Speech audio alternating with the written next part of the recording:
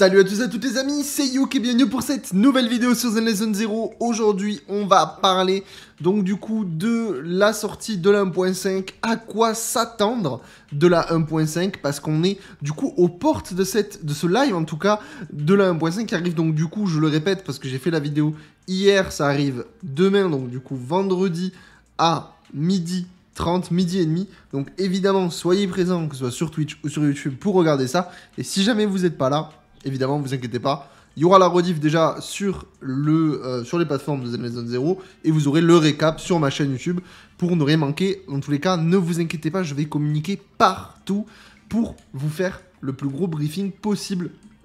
Mais nous, on va pouvoir en discuter un petit peu. En attendant, on va essayer de se hyper ensemble. À quoi s'attendre de cette 1.5? Qu'est-ce qui va potentiellement... Qu'est-ce qu'on peut, on va dire, bingo de cette 1.5? Alors, pour ceux qui ne savent pas comment ça fonctionne, Zenless Zone Zero, ceux qui viennent d'arriver avec la 1.4, qui ne savent pas trop le fonctionnement de Zenless par rapport aux autres jeux, le système est simple, c'est que pour le moment, du moins je dis bien pour le moment parce que ça peut changer à n'importe quel moment, hein, c'est pas nous qui décidons, c'est Hoyoverse, donc s'ils veulent changer la formule, ça changera. Mais pour le moment, au niveau de la formule et au niveau des patchs, comme on le voit depuis le début, on a un patch majeur et un patch filler. Qu'est-ce qu'on entend par patch majeur et patch filler? C'est un patch majeur avec probablement déjà beaucoup plus, on va dire, de format, de développement pour proposer plus de choses à faire sur le patch, plus chargé, et aussi avec, du coup, dans le patch, la trame principale qui continue.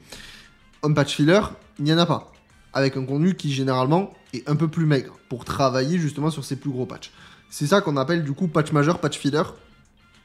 Et donc, du coup, évidemment, la 1.0, c'était un patch majeur, étant donné que c'était quand même l'ouverture du jeu. La 1.1, avec l'arrivée de Jane, on n'avait pas eu de trame principale.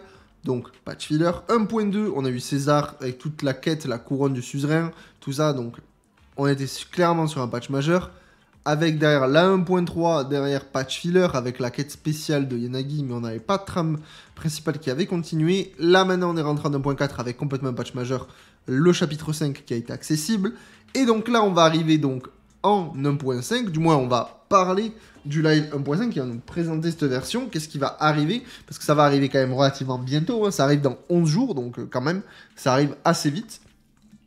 Et bien du coup dans ce patch déjà, donc du coup il y a de grandes chances que ce soit encore une fois un patch filler, étant donné qu'on sort de la 1.4, il y a eu énormément de contenu avec la 1.4, la 1.5 je pense qu'elle va beaucoup se calmer, donc vous attendez pas à avoir quelque chose d'aussi chargé que cette 1.4 en termes de contenu. Ça n'arrivera probablement pas, clairement pas, même si je pense qu'ils vont quand même pas mal essayer de nous caresser dans le sens du poil en sortant de la 1.4 pour vraiment essayer de convertir un maximum de joueurs qui sont arrivés avec cette 1.4. Donc je pense que la 1.5 risque d'être un bon patch filler. J'espère qu'ils vont quand même le charger un petit peu comme il faut. On verra ça. En tout cas, ce qu'on peut être sûr, évidemment, c'est que sur ce patch filler qu'on va avoir, il va y avoir donc du coup les deux nouveaux personnages qui sont Astra Yao et Evelyne Chevalier, qui sera du coup l'une en P1, l'autre en P2. Quoique, en fait, on sait pas trop. On sait pas trop parce que sur cette 1.4, on a eu donc du coup le format qui est depuis tout nouveau, depuis cette 1.4, qui est donc du coup un format particulier. Miyabi, Harumasa, les deux personnages de la 1.4, en fait, ils ont été mis dès le début ensemble, sans rerun, sans rien. Les deux persos, dès le début de la 1.4, vous pouvez les pull. Basta, merci, au revoir, il n'y aura pas d'autres persos pendant toute la 1.4 qui sort. On a tout déjà depuis le début. Du coup, il y a deux choix possibles. Soit ils reprennent ce format-là, parce qu'ils ont kiffé, voilà, ils veulent continuer là-dessus.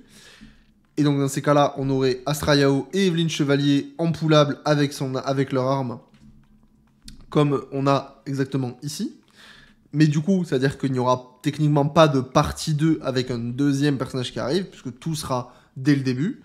Soit ils refont comme les autres patchs qu'on a eu, c'est-à-dire, par exemple, Astra Yao en partie 1, et après, plus tard, quand le portail se termine, partie 2, en milieu de patch, Evelyne Chevalier, ou l'inverse, peu importe. Mais dans l'ordre chronologique, vu que c'est Astra Yao qui a été annoncé en première, il y a quand même de fortes chances que ce soit Astra Yao qui soit en partie 1, si ça se passe comme ça. Attention, je dis bien de fortes chances. Je dis pas que ça peut pas changer, parce qu'on l'a vu, ils ont présenté Harumasa en premier, ils ont présenté Miyabi en seconde, et au final, ils ont sorti les deux en même temps. Donc, s'ils veulent, ils peuvent faire.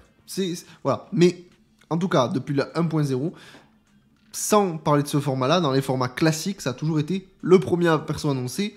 Et c'était souvent le premier perso arrivé lors de la première partie. Donc, il y a de très fortes chances que ce soit Astrayao qui arrive en partie 1 et Evelyn Chevalier en partie 2. Si jamais ce format-là existe. Maintenant, il est clairement possible qu'il y ait des reruns qui arrivent lors de cette 1.5. Ce qui est pas déconnant, ce serait qu'il y ait un rerun de Zuyan. Étant donné que Astrayao est de type éther, je le rappelle pour ceux qui ne savent pas, Zuyan est un personnage qui est arrivé en 1.0, qui est extrêmement efficace, attaquante de type éther également. Donc ce serait un très bon personnage. Alors je connais pas le kit d'Astrayao, mais il y a de très fortes chances que le personnage combine avec Astrayao, et donc par extension, ça serait intelligent d'avoir un rerun qui est donc du coup Zuyan dans cette 1.5. Et je sais pas trop. J'ai pas envie de m'avancer parce que en 1.4, moi j'avais call qui allait avoir Hélène. Étant donné que on savait que Miyabi allait arriver tout ça, je me suis dit c'est le bon moment pour qu'en 1.4, ils intègrent un rerun de Hélène. Ce qui n'a pas été le cas. On n'a pas eu de rerun d'Hélène. Et en fait, ça tombait tellement sous le sens qu'on ait eu un rerun en 1.4, étant donné qu'en plus, dans les autres jeux Oyoverse, soit Genshin ou HSR, il y a toujours eu le premier rerun qui tombe en 1.4. Pour ceux qui n'ont pas l'habitude avec les gachas, qu'est-ce qu'on appelle un rerun? Un rerun, c'est tout simplement les personnages qui partent des bannières. Donc par exemple, je vais vous faire un exemple concret, dans 11 jours, Miyabi va partir avec Harumasa, on ne pourra plus les récupérer, ils seront plus disponibles. Un rerun, c'est tout simplement le portail qui revient à nouveau, pendant une durée limitée à nouveau.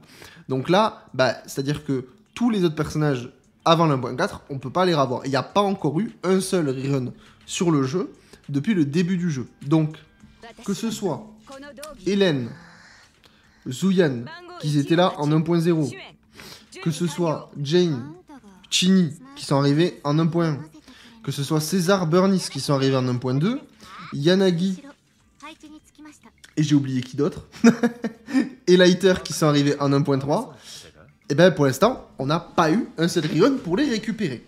Ce qui est étonnant pour un jeu Oyo, mais en fait là j'ai l'impression dans tous les cas que Zenless cuisine un petit peu leur truc à leur sauce. Ils piochent des bonnes idées, mais s'ils veulent sortir des standards de ce que fait Genshin et HSR, ils le font. C'est-à-dire que là, pas de rerun 1.4, mais là quand même on arrive en 1.5. On s'approche tout doucement d'une fin de version 1. On va appeler ça comme ça. On tend plus sur la version 2 du jeu que le début du jeu. Maintenant, on a clairement passé ça. Donc, ça serait quand même intelligent qu'on ait quand même un rerun sur le jeu avant qu'on passe en version 2. Ça serait cool. Donc, pour moi, je vois quand même le monde où Zuyan soit clairement de retour sur son portail. Donc, du coup, il y aurait le portail d'Astrayao avec le portail d'armes. Donc, je me remets ici. Hop, pardon, excuse-moi, je me suis trompé. Ici, le portail d'Astrayao à la place de Miyabi, avec le portail d'armes ici, et derrière, on aurait donc du coup Zuyan avec son arme ici, à la place d'Harumasa. Voilà, ce serait ça mon idée. Mais, s'ils appliquent l'autre format, c'est possible que du coup, on ait Zuyan, donc portail de Zuyan, portail d'Astrayao, portail d'Evelyn. Ça, c'est possible. S'ils appliquent le même format qu'il y a là maintenant, tout arrive d'un coup. Et, attention les amis, en vrai, d'habitude, il y a 2 parties. Donc, qui dit 2 parties, dit qu'il y a potentiellement 2 reruns. C'est possible. Et vu que Hélène n'est pas sortie en 1.4, est-ce que ce serait pas le bon move, une fois que Miyabi est passé, de mettre Hélène en 1.4, en 1.5, en rerun? Donc, du coup, on aurait Hélène, on aurait Zuyan, on aurait Astrayao, on aurait Evelyn Chevalier. Et ça pourrait être très très bien. Franchement, ça pourrait être très très bien. Donc en rerun, on pourrait clairement avoir ces personnages-là sur les portails. Après, évidemment, à voir, c'est pas confirmé. Là, c'est vraiment, on stipule. Mais si à rerun, je les vois bien eux deux. Et soit on aurait P1, Astrayao, Zuyan, P2, Evelyn Chevalier, Hélène en rerun. Ou sinon, eh bien on a les 4 portails d'un coup. On a les 4 portails. Les 4 persos avec les 4 armes. Voilà, ça ferait 4 portails. Pour les nouveaux joueurs, au secours, vous allez tomber dans les pommes. Mais bon, ce serait comme ça. À voir comment ils vont appliquer le format. Même si je dois donner ma petite pièce, je pense qu'ils vont repartir sur un format P1, P2. Parce que ce format-là, il est bien. Mais ça, je trouvais qu'il... je trouve que ce format est vraiment vraiment bien parce qu'Aromasa il est free-to-play. Aromasa il est free-to-play, c'est une option, il y en a beaucoup qui sont concentrés sur Miyabi. Il y en a qui ont pull derrière sur Aromasa. Excusez-moi. Mais c'est quand même assez free-to-play et du coup, le patch entier avec ce choix de pool là, avec ce système là, était très axé nouveaux joueurs. Donc je pense pas qu'ils vont refaire la même sur la 1.5, je pense qu'ils vont tout simplement faire P1, P2, en tout cas à voir. Bref, ça c'est pour les portails. Ce qu'on sait aussi, de sûr et certain, je vais pas créer à nouveau la recette, on est sûr à 100% qu'il va y avoir une multi limited offert et une multi bambou offert avec la connexion. Qui est donc du coup ici. Il y a toujours eu ça. Dans tous les patchs, c'est comme ça va revenir, c'est sûr et certain. On va avoir la multi 7 jours, enfin le login 7 jours où on va récupérer une multi bambou, probablement en P1 ou en P2, et de l'autre côté, en P1 ou en P2 en fonction d'eux, on aura la même chose avec les limited. Ça, c'est sûr et certain. Excusez-moi, décidément. Je m'étouffe. Mais voilà, ça c'est sûr et certain. C'est toujours pareil, ça bougera pas. Au niveau des événements, alors, c'est sûr. Il y a un schéma répétitif, pour ceux qui ne connaissent pas, depuis le début de la 1.0. On a toujours eu un schéma qui est donc du coup avec des nouveaux personnages, nouveaux bambous, nouvelle arme, et ça cycle. Là on sort d'une arme, on va avoir un personnage, au patch d'après on aura un bambou, au patch d'après on aura une arme. Ça fonctionne comme ça sur Zenless Zone 0, du moins depuis le début du jeu ça fonctionne comme ça. Donc là évidemment... On sort d'un événement où on a pu récupérer une arme qui est vers l'Etherpal et désolé. On a pu récupérer, bon je ne l'ai pas terminé encore, mais on a pu récupérer donc du coup l'arme qui est ici, le Capriccio Marcato. Et on avait eu aussi la même chose avec du coup l'arme free-to-play de Zuyan, qui était très cool. Et derrière, qu'est-ce qu'on a eu après l'arme de Zuyan dans l'événement? Dans le patch d'après, dans l'événement du patch d'après, on a eu Lucie qui était offerte. Donc là, si on suit la même logique, au patch d'après qui va arriver, on risque d'avoir un personnage A gratuit. Bon, quel personnage A on va avoir, ça on verra bien, même si dans les faits, avec tout le délire Astra et Terre, le personnage free-to-play que je vois bien qu'ils offrent dans un événement, ce serait Nicole. Un petit doublon de Nicole, gratos, ça serait pas mal. En plus, c'est trop cool parce que ça permettrait que les personnes qui viennent d'arriver en 1.4, qui arrivent en 1.5, ont pas tous les doublons de Nicole. Bah, c'est le premier personnage qui est offert dans le jeu quand même, avec Billy et MB. Donc forcément, avoir un doublon de ce personnage-là, c'est toujours cool. C'est toujours cool, c'est toujours bon à prendre. Surtout que pour ceux qui savent pas, une Nicole Cinéma 6, c'est super intéressant parce qu'elle va vous booster les taux de critique que vous allez mettre. Donc c'est vraiment très efficace. Vraiment la C6 de Nicole est vraiment à aller chercher si vous l'avez. Enfin en tout cas, allez pas pull juste pour avoir la C6, mais si vous avez la C6, elle est vraiment bien de Nicole. Donc si vous êtes en C5, en tout cas, si vous êtes en C5, surtout faites pas l'erreur.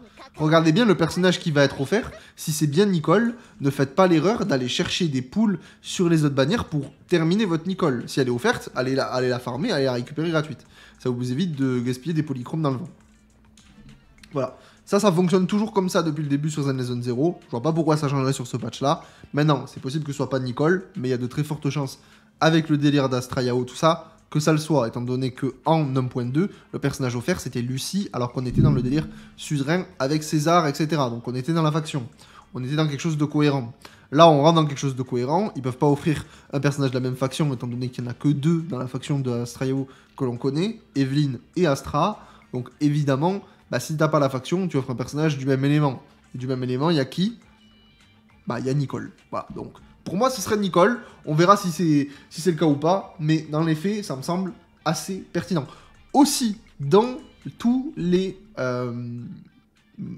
patchs de Zenless Zone 0, on a toujours eu, ici, un nouveau mode de jeu. Il y a toujours eu un mode de jeu permanent. Alors, qu'est-ce qu'on va avoir exactement? Ça, j'en ai aucune idée. Je sais qu'il y a eu pas mal d'interviews au début du jeu, même avant le début du jeu, où les devs s'étaient avancés pour parler apparemment d'un mode coop. Ils n'ont jamais dit que ça devait sortir, mais ils ont eu l'idée en tout cas du mode coop. Pourquoi pas? On en rêve de ce mode coop. Mais est-ce que ça va arriver en 1.5? Je sais pas. C'est vrai que ça pourrait être très cool. Pour terminer, enchaîner après 1.4, dire bah maintenant vous avez été bien hypé, maintenant vous allez avoir un event, vous allez pouvoir jouer en coop. Et ça pourrait être vraiment bien. Donc, pourquoi pas un endgame avec la 1.5, encore une fois, un nouveau mode de jeu. Pour l'instant, depuis la 1.0, on en a toujours eu un à chaque patch, et ça a l'air de se profiler comme ça, donc je vois pas pourquoi ça changera à ce niveau-là. Ça a l'air de se profiler comme tel. Après, évidemment, c'est pas sûr à 100%, mais dans les faits, ça a l'air d'être ça. Maintenant, qu'est-ce que ça va être? J'en ai aucune idée. On a la Néant 0, on sait qu'en inspection de la zone, il nous manque un event ici, enfin un mode de jeu, qui est en coming soon. On a aussi dans le néant perdu, il me semble, un truc qui est en coming soon ici aussi. On a dans la défense de Chiou le 4ème nœud qui n'est pas encore disponible. Donc on a encore des choses qui peuvent être intéressantes, qui peuvent être exploitées. On verra un petit peu en fonction de ce qu'ils font. Donc ça là-dessus, c'est à suivre. On n'aura pas aussi de nouveaux sets, ça c'est sûr et certain, étant donné que les nouveaux sets sont toujours dans les patchs majeurs, c'est-à-dire 1.0, la sortie du jeu, 1.2 et 1.4. Même si, dans les faits, c'est un petit peu différent pour cette 1.5, on n'en aura pas. Par contre, dans la 1.4, vous avez eu 2 sets. C'est-à-dire que dans les 2 sets, on a eu... Alors, je sais pas si je vais les avoir ici pour vous montrer. Mais on a eu donc du coup la balade de l'épée de bois, le set de Miyabi, qui était très intéressant. Et à côté, on a eu la voie astrale. Où, par le tout début, on s'est dit, bon, bah, en 1.2, il nous avait donné deux sets de disques différents. C'était le Protopunk, c'était fait pour César, et il nous avait donné le Jazz Chaotic, qui était fait pour Burnis. Donc c'était les personnages signature. Donc par réflexe, on s'était dit que en 1.4, on avait le set de disques pour Miyabi, et l'autre, c'était pour Arumasa. Bon, sauf qu'en fait, tu regardes, et c'est pas fait pour Arumasa du tout. Voie astrale, bon, quand tu regardes un petit peu la voie... Le disque voie astrale, tu te rends compte que le disque est un petit peu particulier. Je préfère quand même vous en parler là aussi. Comme ça on est bon. Vous allez voir, hein, vous avez juste à aller au magasin de musique et vous allez de suite comprendre. Et en soi, d'un côté, je trouve ça assez pertinent, étant donné qu'Arumasa, c'est un personnage free-to-play. Enfin, pour la 1.4 du moins. Regardez, si vous allez sur la voie astrale, qu'est-ce qu'ils vous disent? Donc, attaque plus 10%. Donc tu te dis, ok, donc c'est bon, à la base pour Arumasa, etc., il n'y a pas de souci. Ensemble 4 pièces, lorsque n'importe quel membre de l'escouade entre sur le terrain à l'aide d'un soutien rapide. Ok. Tous les membres de l'escouade obtiennent un cumul d'astral jusqu'à un maximum de 3. Les déclenchements répétés vont réinitialiser la durée. Bref, chaque cumul d'astral va augmenter de 8% les dégâts infligés par le personnage qui est entré sur le terrain à l'aide de soutien rapide. C'est un disque support. C'est un disque qui va booster les dégâts. Et regardez ce qu'il y a en dessous. Un disque de poussée créé par un écumeur de Néantre qui était aussi un grand fan d'Astra Yao. Le morceau contient les mélodies les plus emblématiques de la chanteuse. L'histoire de cet écumeur de Néantre est inscrite au dos de la pochette. Bref, vous l'avez compris, en fait, ils ont fait un move assez malin, c'est qu'ils ont fait le disque signature pour Miyabi et le set qui est sorti en même temps, c'est un disque signature pour Astra Yao. C'est pas fait pour Arumasa, c'est fait pour Astra Yao. Bon, il y en a beaucoup qui le savaient, mais je sais que j'ai eu la question à plusieurs reprises, donc je préfère vous en parler. Ce disque-là, c'est un disque support, et c'est là où on peut commencer aussi à théoriser un petit peu sur le kit d'Astra Yao, étant donné que c'est un personnage qui est support. On voit que sur son 2 pièces, elle a plus 10% d'attaque. Sur son 4 pièces, elle donne du soutien, elle permet enfin du soutien rapide et à booster les dégâts de la team, de ceux qui passent par le soutien rapide. On peut complètement imaginer un personnage support qui scale en fonction de son attaque. Ou même, encore mieux, un personnage support qui donne des buffs d'attaque en fonction de son attaque. Genre qui transfère son attaque au DPS, par exemple. Voilà, personne qui est switch. Ce qui serait complètement fumé. Hein. Donc, voilà, faut parler français. Si ça arrive, c'est complètement fumé. Le personnage, il va être broken. Un personnage qui donne son attaque ou qui voilà, duplique son attaque en plus à ton DPS, bon, bah, voilà, à un moment donné, si ça arrive, vous jouez avec Miyabi, c'est plus un one-shot que vous faites, c'est que vous cassez le jeu en deux, vous le désinstallez au moment où vous faites un slash, tellement c'est puissant.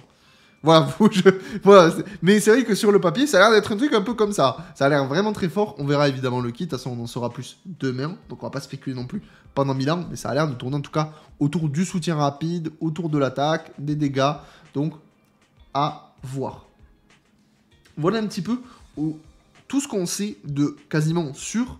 Voilà, j'aime pas dire sûr à 100% parce que c'est les devs qui choisissent au final. S'ils ont décidé qu'il y ait un système complètement différent des autres patchs, et ben ce sera complètement différent. Mais par rapport à ce qu'on a eu, c'est grosso merdo ce qui peut potentiellement arriver dans ce système-là qu'on a eu. Voilà. Maintenant, à voir s'ils vont garder ce système-là autour des patchs, autour des sorties, tout ça. Mais en tout cas, dites-moi ce que vous en pensez en commentaire. N'hésitez pas à rajouter vos petites prédictions de tout ce qui peut arriver. J'espère que vous êtes hype. En tout cas, si vous regardez cette vidéo, je suis actuellement en live sur Twitch. Donc n'hésitez pas à venir me faire un coucou, à vous abonner comme d'habitude. Et nous, on se retrouve du coup demain pour la vidéo récap de la 1.5. Ciao tout le monde.